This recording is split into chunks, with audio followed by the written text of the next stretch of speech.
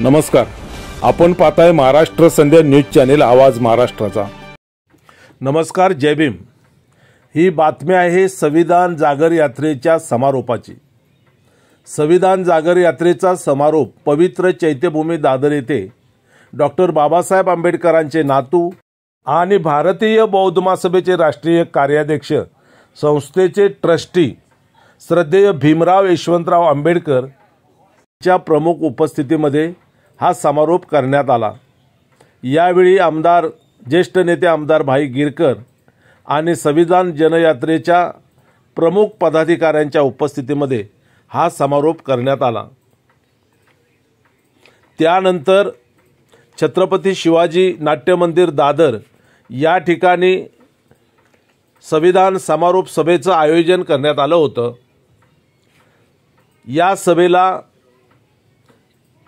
या सभेला केंद्रीय मंत्री किरेन जाजू हे प्रमुख अतिथी म्हणून उपस्थित होते।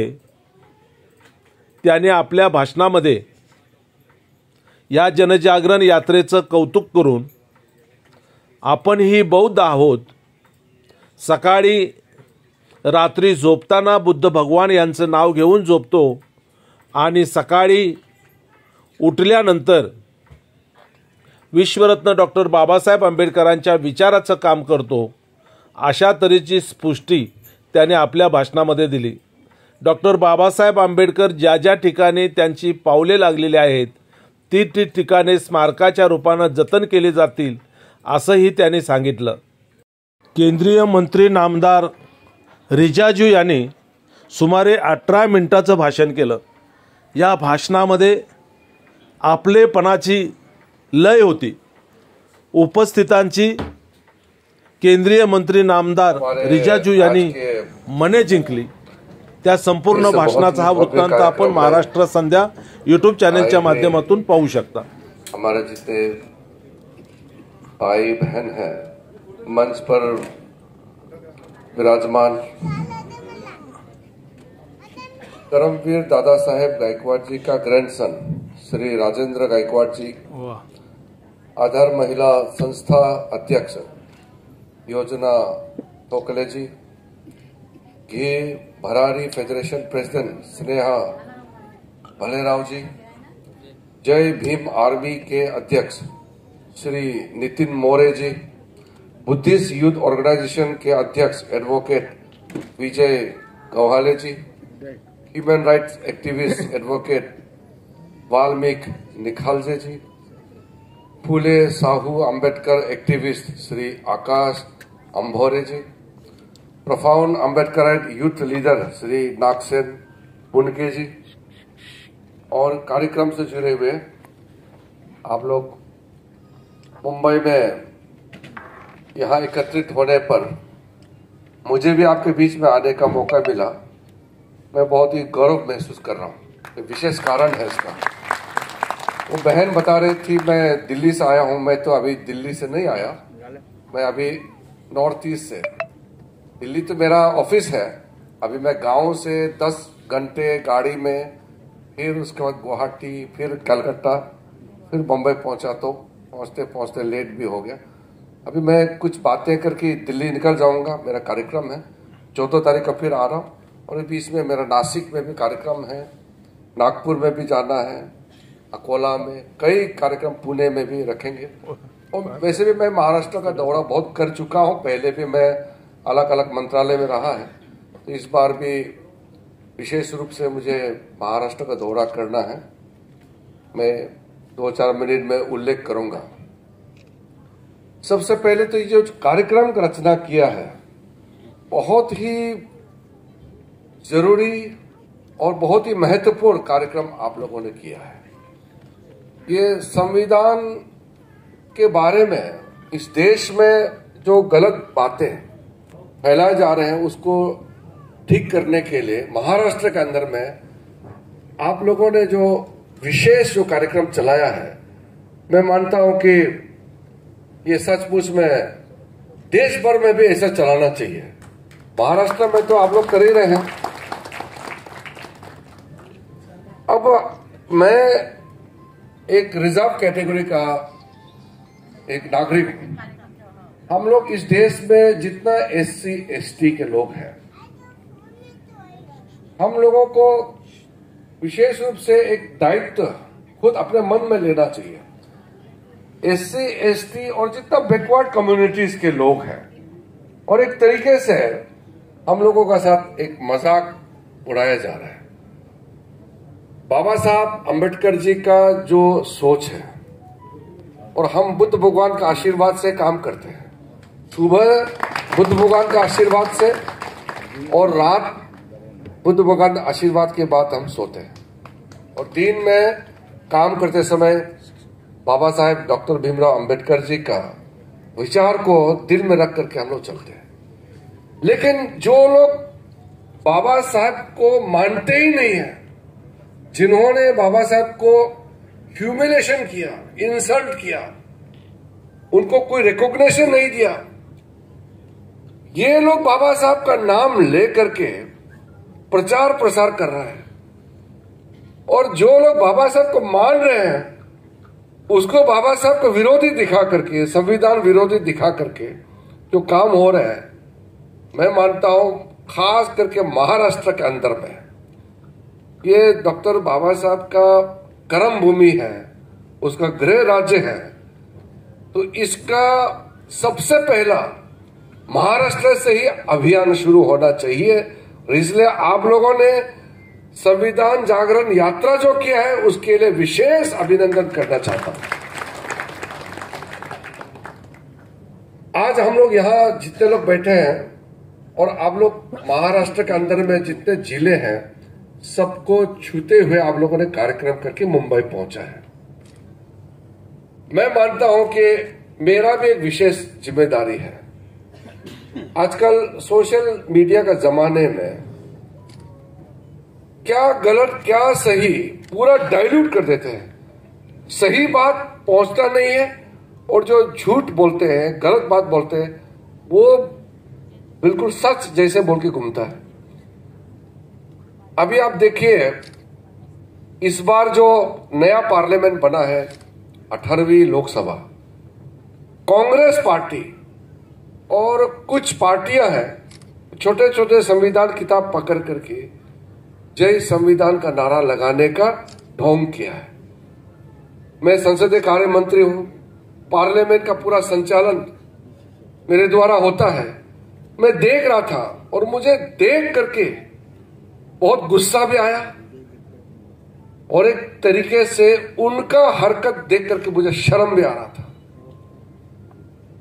और बाबा साहब के आत्मा को कितना तकलीफ पहुंच रहा होगा, जिस कांग्रेस पार्टी ने बाबा साहब को जैसे ह्यूमिलेशन किया, और जितना ह्यूमिलेशन किया, और बाबा साहब के अंदर में जितना दर्द था, उन्होंने पूरा बताया भी नहीं। एक दो इंटरव्यू में जरूर बोला होगा, काश उन्होंने किताब लिख के छोड़ा होता कि कांग्रेस ने जो टॉर्चर किया है बाबा साहब डॉक्टर भीमराव अंबेडकर को, वो देशवासियों को जानना बहुत जरूरी है। और हम लोगों को तो दिल में उसको लिख के रखना है कि जिन्होंने बाबा साहब को इंसल्ट किया, हम जिंदगी में कभी भी माफ नहीं करेंगे उनको। और महाराष्ट्र के अंदर में मैं बहुत साफ साफ कहना चाहता हूं, बुद्ध धर्म को मानने वाले, मैं भी बुद्ध भगवान का अनुयायी हूं, जो बुद्ध भगवान को मानते हैं, और बाबा साहब डॉक्टर भीमराव अंबेडकर के रास्ते में चलने वाले, अगर एक भी इंसान कांग्रेस को वोट देता है तो ये शर्म की बात है। मैं इसको एक्सेप्ट कर ही नहीं सकता हूं।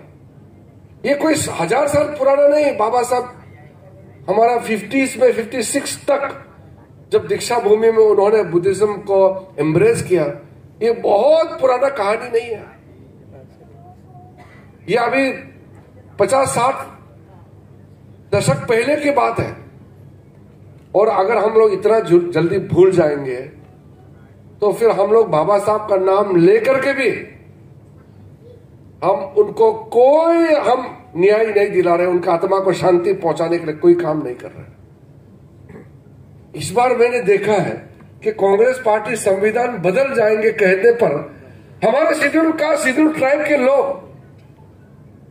और जो हमारे बुद्ध के जो रास्ते पे चलने वाले लोग, लाखों लोग कांग्रेस का प्रोपेगेंडा में सम्मिलित हो गया। ये कैसे हो सकता है? हम तो कोई बेवकूफ इंसान तो नहीं है, हम लोग सब पढ़े लिखे हैं, दुनियादारी समझते हैं। कांग्रेस पार्टी और उसका कुछ चमचे हैं, उन्होंने कुछ प्रोपेगेंडा किया और हमारे कई लोग उसको सच मानने लगा है। ऐसे कैसे हो सकता है? हम लोग इतना हल्का नहीं हो सकता है। अगर ऐसा होगा तो फिर हम नकली हो जाएंगे। हमारे भी एक जमाने में कांग्रेस पार्टी का दबदबाव था, जहां से मैं 7 बार चुनाव लड़ा लोकसभा में। 7 चुनाव, उससे पहले कांग्रेस पार्टी ने इतना झूठ, इतना गुमराह किया। बाद में जब हम लोग यूनिवर्सिटी से वापस आए, हम लोग ने कांग्रेस को एक्सपोज किया कि शेड्यूल कास्ट, शेड्यूल ट्राइब, हम लोगों को कांग्रेस ने कितना इंसल्ट किया। अगर बाबा साहब नहीं होते तो रिजर्वेशन भी नहीं होते। तो नेहरू ने तो खुद कहा, मैंने उस दिन पार्लियामेंट में खड़ा होकर के बताया, पंडित नेहरू ने उस समय कहा कि वो रिजर्वेशन का खिलाफ है। वो उसका डॉक्यूमेंटेड है जो पंडित नेहरू ने कहा है, ये कोई बना के नहीं बोल रहे हैं। और नेहरू ने कहा वो रिजर्वेशन का खिलाफ है, और बाबा साहब ने सबको मना करके, क्यों जरूरी है इस देश में एससी एसटी का रिजर्वेशन होना, और बाबा साहब के चलते रिजर्वेशन संविधान में सम्मिलित करके आज तक हम लोग का संविधान के वजह से मैं भी शेड्यूल ट्राइब रिजर्व सीट से एमपी बन के आया है। अगर बाबा साहब नहीं होते तो हम लोगों को इस देश में कोई जगह नहीं होते।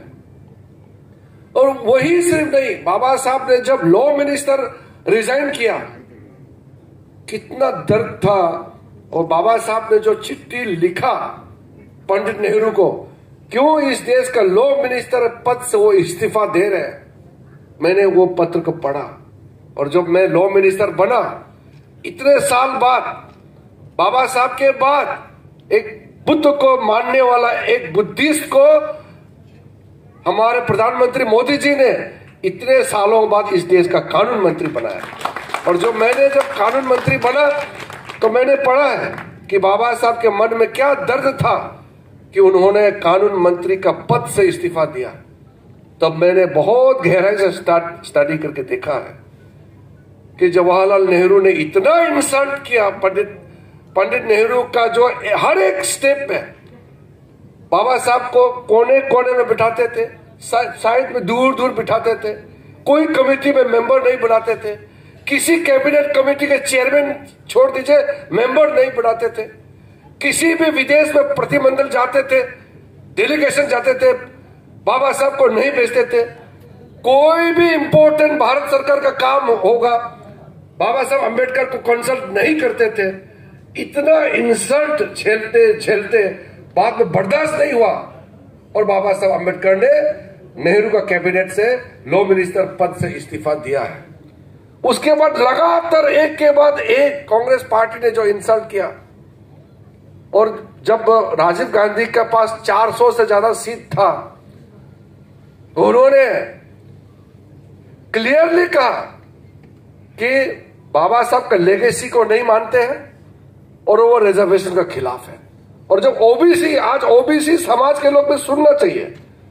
जब मंडल कमीशन हुआ, मैं तो यूनिवर्सिटी में था तब भी राजीव गांधी ने पार्लियामेंट में खड़ा होकर के कहा कि वो रिजर्वेशन का खिलाफ है और ओबीसी का रिजर्वेशन के खिलाफ है, और ओबीसी के लोग को भी आज बेवकूफ बना रहे हैं। तो मैं समझता हूं कि आज एक जागरूक समाज, और खास करके महाराष्ट्र के अंदर में जो हमारे न्यो बुद्धिस्ट है, नव बौद्ध है, बुद्ध भगवान का अनुयायी जितना भी है, हम लोग तो पूरा संगठित होकर के बैठना चाहिए और इस झूठे प्रचार को एक्सपोज करने में एकजुट होकर के काम करना चाहिए। मैं अभी नागपुर में भी जाने वाला हूं और दीक्षा भूमि में गए थे। शुरू में जब गृह राज्य मंत्री था, जब पहला टर्म में, और सेकंड टर्म में मैं स्पोर्ट्स मिनिस्टर होकर के भी गया, लॉ मिनिस्टर होकर के भी मैं गया है औरंगाबाद में, पुणे में, अभी मैं नासिक जाने वाला हूं 12 अक्टूबर को। तो कई कार्यक्रम मैंने महाराष्ट्र के अंदर में आगे करने वाले हैं। तो जितने हमारे लिए भारत सरकार का मंत्री होने के नाते सब बराबर है। मेरे लिए सब, हर नागरिक बराबर है, संविधान का शपथ लिया है। लेकिन सब बराबर होते हुए भी हमारे जो शेड्यूल कास्ट, शेड्यूल ट्राइब के लोग, बाबा साहब अंबेडकर के अनुयायी, अभी भी हम बाकी के मुकाबले कमजोर हैं। इसलिए हम लोग को और मेहनत करना होगा। आगे बढ़ने के लिए एकजुट में हमको काम करना होगा। इसलिए मैं विशेष रूप से बहुत लोगों के लिए बहुत ज्यादा काम करने वाला हूं। आप सबको मालूम है, अभी मैं पार्लियामेंट्री अफेयर्स मंत्री के साथ साथ, संसदीय कार्य मंत्री के साथ साथ मैं अल्पसंख्यक मंत्रालय का भी मंत्री हूं। और पहली बार इस देश में माइनॉरिटी अफेयर्स का मिनिस्टर एक बुद्धिस्ट को बनाया है। ये पहली बार हुआ है। नरेंद्र मोदी जी की वजह से आज पहचान मिला है। कांग्रेस पार्टी ने माइनॉरिटी अफेयर्स के डिपार्टमेंट को मुस्लिम अफेयर्स मंत्रालय बनाकर रखा हुआ था। मुस्लिम को भी न्याय कहा, मुस्लिम्स को भी वो वोट बैंक बना के रखा हुआ था कांग्रेस पार्टी ने। तो हमने कहा कि हमारा 6 माइनॉरिटी कम्युनिटी है इस देश में। मुसलमानों के अलावा बौद्ध है, ईसाई है, जैन है, सिख है, पारसी है। हम लोग जितने भी जो 6 समुदाय है, हम लोग बराबर है। वैसे तो हम हिंदू मुस्लिम ऐसे करके हम बांटते नहीं है, लेकिन जब मंत्रालय बनाया तो ये 6 माइनॉरिटी कम्युनिटी के लिए बनाया है। लेकिन कांग्रेस पार्टी ने इसको मुस्लिम अफेयर्स बना दिया और नेशनल कमीशन ऑफ माइनॉरिटीज को भी मुस्लिम ही चेयरमैन हो सकता है, ऐसा कांग्रेस ने नियम बना के चला गया। मोदी जी प्राइम मिनिस्टर होने के साथ साथ पूरा सिस्टम को चेंज किया है। आज माइनॉरिटी का कमीशन का चेयरमैन एक सिख है। कोई भी बन सकता है, अगर योग्य व्यक्ति है तो क्यों नहीं बन सकते हैं। और उसी के ऊपर में माइनॉरिटी अफेयर्स का मंत्री खुद अभी एक बौद्ध है। तो ये जो पहली बार हमारे देश में ऐसा कॉम्बिनेशन मिला है। इसलिए बाकी मैं कार्यक्रम के बारे में इसलिए नहीं बोल रहा हूं कि आप लोग जितने यहां बैठे हैं वो बहुत ज्ञानी हैं, बहुत स्टडी कर चुके हैं। आप लोग यहां जितना बैठे हैं, हमसे भी ज्यादा शायद आप लोगों ने किताब पढ़ा होगा, आप लोगों ने बहुत कुछ जिंदगी में देखा होगा। हम तो सिर्फ ये कह रहे हैं कि हम संगठित होना चाहिए, एकजुट होकर के काम करना है। और मेरे पास संवैधानिक जिम्मेदारी है। भारत सरकार में सीनियर मिनिस्टर होने के नाते मेरा विशेष जिम्मेदारी है। इसलिए महाराष्ट्र के अंदर में बाबा साहब अंबेडकर जी ने जहां जहां कदम रखा है, हर एक वो भूमि में मैं विशेष इकोनॉमिक पैकेज देकर के कुछ काम करने वाला हूं। मैं अभी जगह जगह जाकर के घोषणा करने वाला हूं।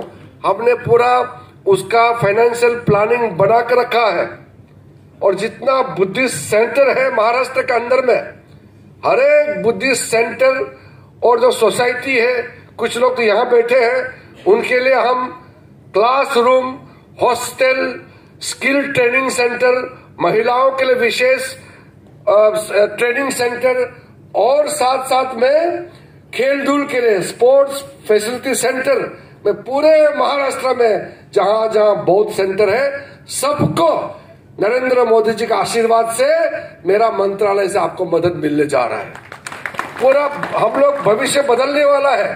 हम लोग यहाँ सिर्फ पद में बैठ करके, कुर्सी में बैठ करके सिर्फ मजा लेने के लिए नहीं आया है। हम सिर्फ सेवा, लोगों को सेवा देने के लिए, सेवा करने के लिए, देश सेवा के लिए हम आए हैं। इसलिए आज आपका कार्यक्रम में सम्मिलित होकर के मुझे अच्छा लगा।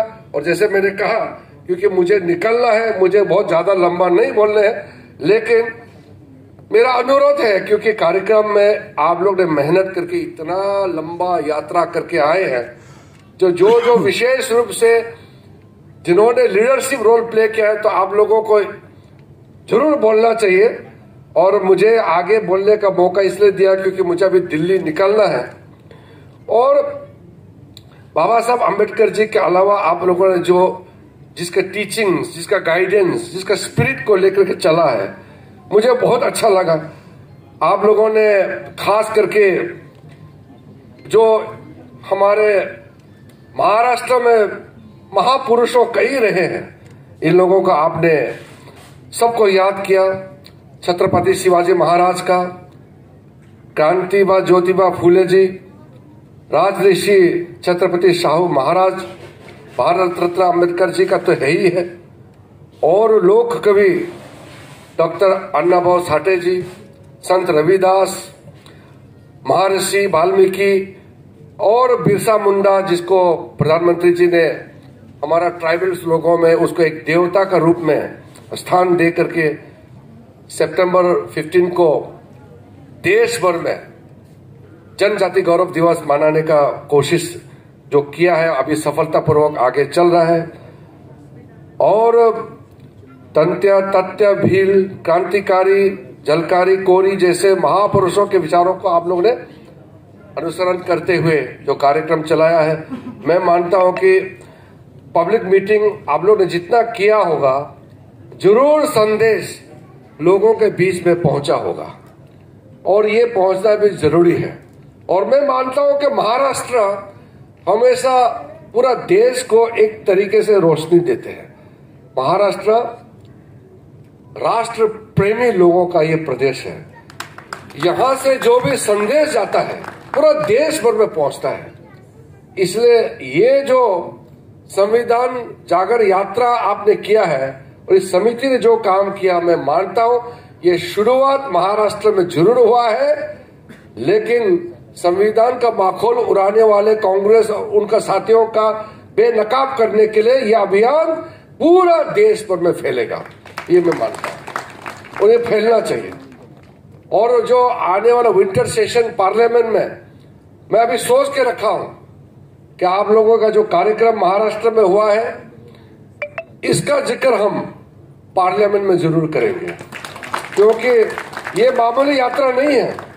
और जितना आप आज किताब विमोचन किया है और आप लोगों ने इतना प्यार से मुझे सम्मानित भी किया, और फिर बाबा साहब का अलग अलग प्रतिचिन्ह बना करके आप लोगों ने भेंट दिया है, ये कितना दिल से आप लोगों ने मेहनत करके ये सब बनाया है। नमस्कार, आपण पाहताय महाराष्ट्र संध्या न्यूज चॅनेल आवाज महाराष्ट्राचा।